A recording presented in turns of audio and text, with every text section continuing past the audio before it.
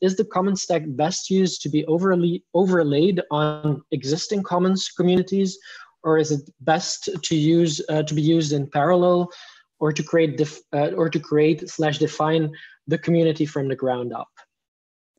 Great question, because we have to know like where we're at and who we're meeting and the situations that we're coming into. You know, that fluency with the local conditions that Ostrom and many others put emphasis on. And I think that this question depends, or the answer to it depends, where there's like several pieces of the commons stack tech that that are modular and can be used by different communities. And it really depends on like where you are at with your community, because a big part of what we are trying to do and bring and document and provide education on that hasn't really been talked about in this call yet so much is the cultural build. And these elements of understanding the nature of a community on the ground. What are the type of people that are a part of it, and what are their needs, and what are their resources? What do they have access to? Who are the leaders? What are their decision-making strategies? Their parameters, all of that. And so a big piece of having a commons, a successful one, is that all of these elements of the culture are right and are clear and aligned. And we're building a cultural playbook for people to develop that and flesh that out if they haven't figured it out for themselves already yet. And one of the things that we name as really important is having a community steward. Pretty much freaking crucial to having a successful commons is a really dedicated community steward.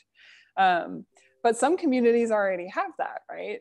So there's several communities that I would think of as great commons who are so far ahead on the cultural build that it's like, yeah, if you guys feel aligned, then you're probably ready to move on to using the tech and launching an ABC.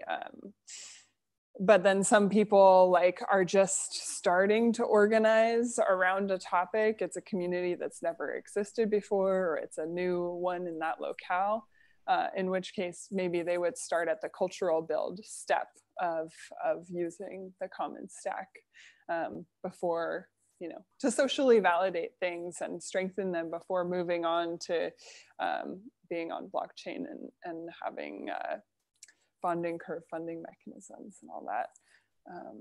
Yeah, so to me, you can kind of meet communities where they're at with the tech is the short answer.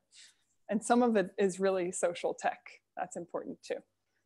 I think it's important to remember that you have to, because all of these technologies are essentially automated administration of social processes. So if you're not actually looking at the social processes and sort of meeting them where they are, you're trying to force people to behave differently and things just break down. So the real challenge with the cultural build is to actually do this matching between what people need and what the tools provide them, and actually sort of iterating to the point where the tools and the needs actually fit each other. Because if they don't, it's not going to work out. No matter how great the people are, or how great the tools are, there has to be a sort of fit there. And so creating and cultivating that fit is a critical step in terms of having success in a DAO or in any sort of, you know, technology mediated social system. Definitely. Yeah. And that's why indeed that we're saying that we're not a technical crypto organization. We design patterns, but they're and layers for governance, for funding, etc. And there's always a technical side to it.